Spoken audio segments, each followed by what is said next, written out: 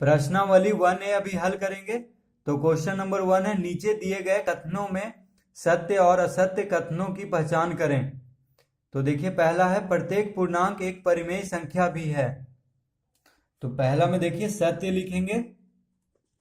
अब देखिए पहला का आंसर होगा सत्य, क्योंकि प्रत्येक पूर्णांक एक परिमेय संख्या होती है। देखिए कैसे, पूर्णांक क्या होता है, तो इसको हम समझाने के लिए आपको हम बता रहे हैं। देखिए पूर्णांक के लिए हम एक संख्या रेखा बनाएंगे। देखिए संख्या रेखा पे जितना नंबर है सब पूर्णांक है, ठीक है। यही सबसे आसान तरीका है पूर्णांक को समझने के लिए। तो देखिए संख्या रेखा पे 0 देते हैं बीच में, दायां तरफ होता है धनात्मक संख्या और बायां तरफ होता है ऋणात्मक संख्या। तो देखिए ये अनंत तक बढ़ते रहेगा दोनों तरफ, ठीक है। कहीं न धनात्मक संख्या का कोई अंतिम है, ना अंतिम छोर है, ना ही ऋणात्मक संख्या का कोई अंतिम छोर है, ठीक है। तो कह रहा है कि प्रत्येक पूर्णांक एक परिमेय संख्या। तो परिमेय संख्या किसको कहते हैं कि जैसे देखिए यहाँ पे से कोई नंबर हम ले लेते हैं, ठीक है, कोई भी 0 1 2 कोई भी, मान लीजिए 0 ही लेते हैं, तो इसके नीचे क्या है, 1 है, ठीक है, क्योंकि 0/1 0 ही होता है। मान लीजिए -1 लेंगे तो -1 के नीचे भी 1 ही है, क्योंकि हर में कुछ नहीं है तो 1 होता ही है, ठीक है। क्योंकि 1 से भागा देंगे तो वही संख्या, देखिए 1 से इसको भागा देंगे तो -1 ही हो जाएगा, इसीलिए यहाँ पे सत्य होगा। अब देखिए परिमेय संख्या क्या होता है, परिमेय संख्या उसको कहते हैं जिसके हर में बस 0 ना हो, ठीक है। परिमेय संख्या भिन्न संख्या को कहते हैं, कोई भी भिन्न ले लीजिए, मान लीजिए 4/5, तो उसका हर में देखना है कि बस 0 ना हो, ठीक है, वही परिमेय संख्या होगा। मान लीजिए -2/3, तो हर उसका सिर्फ 0 नहीं हो, बाकी सब क्या होगा, परिमेय संख्या, ठीक है, हर उसका 0 नहीं होना चाहिए। तो देखिए इसीलिए सत्य होगा, क्योंकि प्रत्येक पूर्णांक परिमेय संख्या भी है। अब देखिए बी में, तो ये सब सिर्फ हम समझाने के लिए बताए थे, आप सिर्फ ये आंसर लिखिएगा सत्य। अब देखिए बी में, तो बी में कह रहा है कि प्रत्येक भिन्न एक परिमेय संख्या है, तो इसमें भी सत्य होगा, क्योंकि अभी हम बताए आपको कि कोई भी भिन्न जो होता है वो उसके नीचे हर में 0 नहीं होता है, ठीक है। भिन्न का मतलब है कि उसके हर में जो है 0 नहीं है, तो वो सब क्या होगा, परिमेय संख्या, क्योंकि परिमेय संख्या का भी यही रूल है कि उसका हर 0 नहीं होना चाहिए। अब देखिए सी में, प्रत्येक प्राकृत संख्या एक पूर्ण संख्या होती है। तो सी में भी सत्य ही होगा, तो हम यहाँ पे लिखेंगे सत्य। अब देखिए प्रत्येक प्राकृत संख्या, तो प्राकृत संख्या क्या होता है ये भी आपको हम समझा देते हैं। यहाँ पे 1 से शुरू होता है, गिनती वाली संख्या को हम प्राकृत संख्या कहते हैं, जैसे 1 2 3 4 5 अनंत तक, जहां तक भी जा सके अनंत तक, ठीक है। तो ये हो गया प्राकृत संख्या, 1 2 3 4 5 6 7 8 9 10 11 12, ठीक है, जहां तक भी आप गिन सकें, ये सब हो गया प्राकृत संख्या। 1 से शुरू हो, यानी गिनती हम लोग कहाँ से शुरू करते हैं, 1 से, कोई भी चीज गिनना हो तो 1 से शुरू करते हैं, ठीक है। तो ये सबको हम प्राकृत संख्या कहते हैं।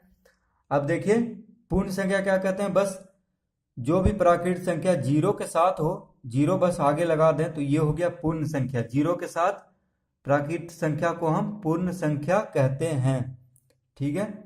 तो यहाँ पे देखिए कह रहा है प्रत्येक प्राकृत संख्या एक पूर्ण संख्या होती है। तो देखिए प्राकृत संख्या जो भी है वो सब पूर्ण संख्या ही होगा, क्योंकि 0 के साथ हो तो पूर्ण संख्या ही हो जाएगा सब। देखिए अब 0 के साथ 1 भी पूर्ण संख्या है, 0 के साथ 2 भी पूर्ण संख्या है, ठीक है। तो यहाँ पे सी में भी सत्य ही होगा। अब देखिए डी में, डी कह रहा है प्रत्येक पूर्णांक एक पूर्ण संख्या होती है। तो डी में लिखेंगे असत्य, क्योंकि देखिए पहले हम लिख देते हैं इसका आंसर असत्य, ठीक है। पहले आप सिर्फ इसका आंसर लिखिएगा, ये सब सिर्फ हम आपको समझा रहे हैं। डी में असत्य होगा, क्योंकि देखिए प्रत्येक पूर्णांक, तो पूर्णांक एक पूर्ण संख्या होती है। तो देखिए पूर्णांक मतलब कोई भी आ गया, देखिए मान लीजिए यहाँ पे 3 ही आया, ठीक है, या 2 ही आया, तो अकेले 2, सिर्फ हम 2 को कहें कि 2 ये पूर्ण संख्या है, ये नहीं होगा, हमेशा पूर्ण संख्या होगा साथ में, देखिए 0 के साथ में, ठीक है। तो इसीलिए असत्य होगा। ये नहीं कि सिर्फ हम 5 को ले लिया और कहें कि 5 एक पूर्ण संख्या है, तो ये नहीं होगा, ठीक है, क्योंकि प्राकृत संख्या बिना जीरो के पूर्ण संख्या नहीं है, ठीक है। डी में हो गया असत्य। अब देखिए ई में, प्रत्येक पूर्ण संख्या एक प्राकृत संख्या होती है, तो ई में भी असत्य होगा, ठीक है। क्यों होगा देखिए, क्योंकि जीरो एक पूर्ण संख्या है किंतु प्राकृत संख्या नहीं है। देखिए ई में क्या कह रहा है कि प्रत्येक पूर्ण संख्या एक प्राकृत संख्या होती है, तो जीरो देखिए पूर्ण संख्या है लेकिन प्राकृत संख्या नहीं है ये, इसीलिए असत्य होगा, ठीक है। जीरो को हम प्राकृत संख्या नहीं कह सकते हैं। अब देखिए एफ में, प्रत्येक परिमेय संख्या एक पूर्णांक होती है, तो एफ में भी असत्य होगा, ठीक है। तो एफ में हम लिखेंगे असत्य, क्योंकि देखिए जैसे कोई भी हम परिमेय संख्या ले लेते हैं, मान लीजिए कि 4/5, ठीक है, यह सिर्फ हम आपको उदाहरण दे रहे हैं। 4/5 हम परिमेय संख्या ले लिए, तो पूर्णांक देखिए, पूर्णांक में तो कोई भिन्न नहीं है। देखिए पूर्णांक हम अभी आपको बताएं कि ये सब पूर्णांक है, जो भी संख्या रेखा पे आता है, जीरो भी पूर्णांक ही है लेकिन धनात्मक या ऋणात्मक पूर्णांक नहीं है। जीरो के इधर दायां तरफ सब धनात्मक पूर्णांक है, जीरो के बायां तरफ सब ऋणात्मक पूर्णांक है।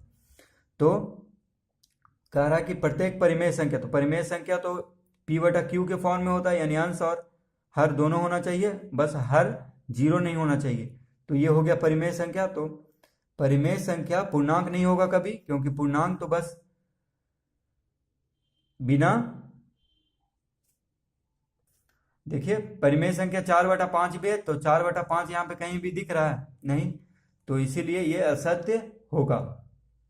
अब देखिए क्वेश्चन नंबर 2, क्वेश्चन नंबर 2 में है रिक्त स्थानों की पूर्ति करें। तो पहला है परिमेय संख्या 2/3, -1/2, 0, 5/6 को बढ़ते हुए क्रम में लिखने पर। तो इस तरह हमको देखिए यहाँ पे रिक्त स्थान दिया हुआ, इसमें भर देना है बढ़ते हुए क्रम में, यानी सबसे पहले छोटा, उससे बड़ा, उससे बड़ा, सबसे बड़ा अंत में। तो देखिए दूसरा का ए है 2/3, -1/2, 0, 5/6। तो इसको क्या करना है हमको, देखिए बढ़ते हुए क्रम में लिखना है। तो देखिए यहाँ पे सबसे छोटा कौन है, हम पहले हम देख के ही पता कर लेंगे। तो देखिए जो ऋणात्मक होता है वो सबसे छोटा होता है, तो हम सबसे पहले यहाँ पे लिख लेंगे -1/2, ठीक है, सबसे छोटा हुआ। उसके बाद देखिए, उसके बाद है 0, तो जो ऋणात्मक संख्या है उससे थोड़ा सा बड़ा होता है 0, तो हम यहाँ पे 0 भर देंगे। अब देखिए 5/6 हो गया और 2/3, तो ये दोनों का तो काम खत्म हो गया। देखिए ये दोनों तो हम लिख लिए हैं, अब बस 5/6 और 2/3 को देखेंगे। तो देखिए तिरछा गुना करके हम चेक करते हैं कि कौन बड़ा है, तो 5 या 15 आ रहा है। देखिए तिरछा गुना में 5 × 3 आ रहा है 15, तो इसके ऊपर मान लीजिए 15 आ रहा है, ठीक है। देखिए 5 या 15, तो इसके ऊपर आ रहा है, ये ऊपर वाला गुना को हम देखते हैं, तो 5 या 15 यहाँ पे आ रहा है, 6 दूनी 12, तो यहाँ पे 12 आ रहा है। देखिए ऊपर वाले गुना से हम लेते हैं, 2 × 6 12 यहाँ पे आ रहा है, 5 × 3 15 यहाँ पे आ रहा है। तो ये बड़ा हुआ सबसे बड़ा, क्योंकि यहाँ पे 15 आ रहा है, यहाँ पे 12, तो सबसे बड़ा को हम यहाँ पे लिख देंगे, और इससे जो छोटा है वो 2/3 को हम यहाँ पे लिख देंगे, ठीक है। तो इस तरह से हम इसको हल कर लेंगे। देखिए ये हो गया बढ़ते हुए क्रम का आंसर, -1/2, फिर 0 से बड़ा है, फिर 0 से बड़ा है 2/3, फिर 2/3 से बड़ा है 5/6। अब देखिए बी में, तो बी में कह रहा है कि घटते हुए क्रम में लिखे, तो इसको हमको घटते हुए यानी सबसे बड़ा को यहाँ पे, उसके बाद यहाँ पे, और सबसे छोटा को यहाँ पे, ठीक है। तो देखिए सबसे बड़ा इसमें कौन है, तो वो यहाँ पे पहले लिखेंगे, क्योंकि घटते हुए क्रम में लिखना है। तो देखिए तिरछा गुना करते हैं, तो 4 दूनी 8, यहाँ यानी देखिए यहाँ पे पहले ये दोनों करते हैं, 4 दूनी 8, यहाँ पे 8 आ रहा है, 5 तिया 15, तो यहाँ पे 15 आ रहा है, यानी ये दोनों में ये बड़ा हुआ, ठीक है। अब ये दोनों को देख लेते हैं, तो 3 तिहाई 9 और 4 चौक 16, तो ये दोनों में ये बड़ा हुआ, ठीक है। और इससे बड़ा हुआ, देखिए 4 चौक 16, तो यहाँ पे 16 आ रहा है, 3 तिहाई 9, तो ये छोटा हुआ इससे 3/4 छोटा हुआ। तो देखिए और इससे बड़ा हुआ ये, तो 5/2 को हम यहाँ पे लिख देंगे सबसे बड़ा में, ठीक है। अब देखिए 5/2 के बाद सबसे छोटा था 3/4, तो यहाँ पे हम 3/4 लिख देंगे, और उसके बाद 4/3 को हम बीच में लिख देंगे। ठीक है, बहुत ही आसान है, तिरछा गुना करके हमको पता कर लेना है जल्दी से। ठीक है, देखिए एक बार फिर से समझ लेते हैं। तिरछा गुना करते हैं 5 या 15, तो ऊपर वाला संख्या जो होता है उसी को हम लेते हैं, 5 या 15, तो यहाँ पे 15 आया। 4 दूनी 8, तो यहाँ पे 8 आया, तो ये बड़ा हुआ देखिए 15 आया गुना करने पे। ठीक है, अब देखिए ये दोनों में 3 तिहाई 9, तो यहाँ पे 9 आया है। 4 चौक 16, तो ये बड़ा हुआ। ठीक है, यानी इससे ये बड़ा है और इससे ये बड़ा है। ठीक है, तो उसी तरह हम लिख देंगे यहाँ पे सबसे बड़ा, उसके बाद तो बी भी हल हो चुका है। अब देखिए क्वेश्चन नंबर 3, संख्या रेखा पर निम्नलिखित संख्याओं को प्रदर्शित करें। तो देखिए तीसरा का ए है 2/3, तो इसको हमको संख्या रेखा पर प्रदर्शित करना है। ठीक है, तो अब देखिए पहले हम एक संख्या रेखा बना लेते हैं। इस तरह से सीधा एक रेखा लेंगे, जितना भी बड़ा, कहीं पे हम 0 दे देते हैं। ठीक है, और बराबर दूरी पे हम मान लीजिए यहाँ पे हम 1 देते हैं। ठीक है, तो इधर भी हम दे देते हैं -1। ठीक है, -1 बराबर बराबर दूरी पे होना चाहिए। अब देखिए हम 2 क्यों नहीं दिए, क्योंकि 0 और 1 के बीच में ही ये आ रहा है। देखिए इसको भागा करते हैं तो 3 से 2 नहीं लगता है, यानी 0 कुछ आएगा, तो 0 और 1 के बीच में ही आ रहा है। ठीक है, देखिए 3 से हम भागा करके देखेंगे, क्योंकि इसका हर बड़ा है, तो 3 से भागा करेंगे तो आएगा 0 कुछ, यानी 0 और 1 के बीच में ही होगा। तो अब देखेंगे नीचे वाला, देखिए हर देखेंगे, हर देखिए 3 है, तो यानी 0 और 1 के बीच में हम 3 भाग करेंगे। 3 भाग करने का मतलब है कि 2 लाइन दे देंगे बीच में, तो 3 भाग हो गया। देखिए 1 भाग, 2 भाग, 3 भाग। ठीक है, अब देखिए 2/3 यानी 2 है, ऊपर 2 है, ये तो 3 भाग हो गया, तो नीचे का 3 का काम खत्म हो गया। अब ऊपर देखेंगे 2 है, तो पहला जो लाइन आया था वो 1 हुआ, दूसरा लाइन हो गया 2/3, तो यहाँ पे हम लिख देंगे 2/3, और इस तरह से हम तीर का निशान दे देंगे कि यहाँ पे हो रहा है 2/3। ठीक है, तो ये हो गया। इस तरह से हम इसको पहला को हल कर लेंगे। अब देखिए बी में 7/4 है, तो इसको पहले हम देखिए हर छोटा है और ऊपर क्या है, बड़ा है अंश, तो इसको हम पहले भागा करके लेते हैं, पूर्णांक में लिख लेते हैं, तो ज़्यादा आसानी होगा हमको संख्या रेखा पर दर्शाने में।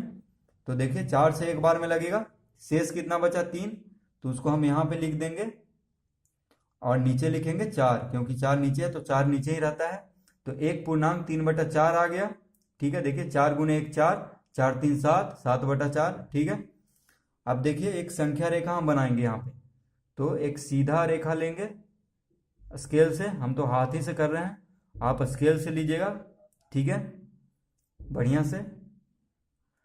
अब देखिए बीच में होता है 0, तो हम बीच में मान लीजिए यहाँ पे हम 0 दे देंगे। ठीक है, यहाँ पे 0, उसके बाद देंगे 1, तो यहाँ पे मानते हैं कि यहाँ पे 1 देते हैं। ठीक है, और यहाँ पे देते हैं 2, तो यहाँ पे 1 हो गया। 0 के दायां तरफ होता है धनात्मक संख्या, 0 के बायां तरफ होता है ऋणात्मक, तो यहाँ पे हो जाएगा देखिए बराबर दूरी पे -1। ठीक है, और यहाँ पे हो गया 2। अब देखिए एक पूर्णांक 3/4 है, तो एक पूर्णांक 3/4 यानी 1 और 2 के बीच में आया, क्योंकि 1 के बाद है 3/4 और है, तो 1 और 2 के बीच में ही आएगा। ठीक है, एक पूर्णांक है, 1 यहाँ पे लिखा हुआ है, और इधर जो भी रहे तो 1 और 2 के बीच में ही आएगा। ठीक है, अब देखिए नीचे कितना है, 4 है, कितना है, 4 है यहाँ पे देखिए, तो हम 1 और 2 को कितना भाग में कर लेंगे, 4 भाग में, यानी 1 2, यानी 1 लाइन बराबर बराबर दूरी पे 2 लाइन, 3 लाइन, 4 भाग में हो गया। देखिए 1 भाग, 2 भाग, 3 भाग, 4 भाग, 4 भाग में कर दिए हम, क्योंकि यहाँ पे 4 भाग में करना था, तो 3 लाइन बीच में ले लेंगे तो 4 भाग में हो जाएगा। देखिए 1 2 3 भाग, 4 भाग। ठीक है, अब देखिए गिनते हैं, 4 का काम खत्म हो गया। ठीक है, 1 का काम ये खत्म हो गया। अब 3 देखिए, ये 3 का काम शुरू हुआ, तो 3 यानी इधर से गिनेंगे 1 के बाद, क्योंकि 1 के बाद है 3/4, तो 1 2 3 कहाँ पे आया, देखिए ये 3, देखिए 4 भाग, तो 4 का काम खत्म कर लिया हम। 1 का काम खत्म हो गया, क्योंकि 1 और 2 के बीच में आ ही गया, तो 3 का काम करेंगे, तो 3 का काम के लिए यहाँ से 1 के बाद गिनेंगे, 1 2 3, यानी यहाँ पे आ रहा है, ठीक है। तो हम यहाँ पे लिख देंगे 7/4, 7/4। तो देखिए जिसके नीचे आ रहा है उसके ऊपर एक तीर हम दे देंगे ताकि पता चले कि हाँ इस लाइन के नीचे है। तो देखिए 7/4 कहाँ पे आया, 1 और 2 के बगल में, ठीक है।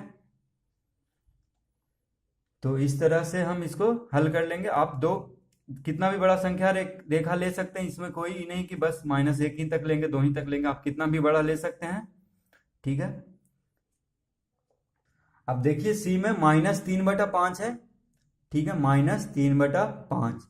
तो ये देखिए 5 हर बड़ा है और अंश छोटा है, तो ये 5 से अगर भागा दें -3 को तो 0 दशमलव कुछ आएगा, यानी ये 0 और -1 के बीच में है, क्योंकि माइनस है देखिए, ठीक है। -0 दशमलव कुछ आएगा, यानी -1 और 0 के बीच में ये होगा। तो हम देखिए एक संख्या रेखा यहाँ पे लेंगे, एकदम सीधा रेखा, ठीक है, स्केल से लेंगे। अब देखिए कहीं भी हम 0 देते हैं, बीच में 0 चाहे कहीं भी 0 देंगे, बस बराबर बराबर दूरी पे 1 और 2 लेंगे। तो यहाँ पे 1 ले लेते हैं, यहाँ पे 2, ठीक है। इधर ले लेते हैं बराबर दूरी पे -1 और यहाँ पे ले लेते हैं -2, ठीक है। अब देखिए -3/5 है, तो नीचे कितना है, 5 है। तो अभी पहले हम नीचे जो संख्या हर में उसका पहले हम काम कर लेते हैं। तो देखिए 5 है और ये आ रहा है -1 और 0 के बीच में ही आएगा। अभी हम बताए थे क्योंकि भागा देंगे तो 0 दशमलव कुछ आएगा, -0 दशमलव, तो हमेशा 0 और -1 के बीच में ही आएगा। तो देखिए नीचे 5 है, तो इसको हम 5 भाग में बांटेंगे, 0 और -1 को। तो यहाँ से शुरू करते हैं, देखिए 1 2 3 4, पहले हम देख लेते हैं कितना बड़ा बड़ा होगा, 1 2, यानी 4 लाइन लेंगे बीच में, तो ये 5 भाग में बट जाएगा। तो 1 2 और छोटा, 1 2 3 4, हाँ तो यहाँ पे 1 2 3 4, ठीक है। देखिए 5 भाग में बांटना है तो हम 4 लाइन ले लेंगे बीच में, 1 लाइन 2 लाइन 3 लाइन 4 लाइन। तो देखिए 5 भाग में हो गया, एक भाग यहाँ से यहाँ तक, दूसरा भाग, तीसरा भाग, चौथा भाग, पांचवा भाग, 5 भाग में हो गया है। अब देखिए, तो अब देखिए नीचे जो 5 है उसका काम तो खत्म हो गया। अब ऊपर जो अंश है उसको अब उसका काम चालू हुआ है, अब -3 का। तो देखिए -3 कहाँ पे आएगा, तो 0 के बाद होता है -1, फिर उसके बाद होता है -2, उसके बाद होता है -3, यानी -3 यहाँ पे आ रहा है। अगर -4 रहता तो यहाँ पे आता, तो यहाँ पे हम लिखेंगे -3/5, ठीक है। और ऊपर हम एक तीर का निशान दे देंगे कि इस लाइन पे है, ठीक है, तभी पता चलेगा कि हाँ इस लाइन पे शो हो रहा है, ठीक है। इसके ऊपर एकदम देंगे सामने, यानी -3/5 कहाँ होगा, देखिए 1 2 तीसरा लाइन पे, ठीक है, 0 0 से 1 2 तीसरा लाइन पे। तो ये भी हल हो चुका है। तो इस वीडियो को देखने के लिए बहुत बहुत आप लोगों को धन्यवाद। अच्छा लगा हो तो इस चैनल को सब्सक्राइब कर दें और इस वीडियो को लाइक कर दें, क्योंकि हम इस तरह का वीडियो हमेशा हर दिन अपलोड करते रहते हैं। धन्यवाद।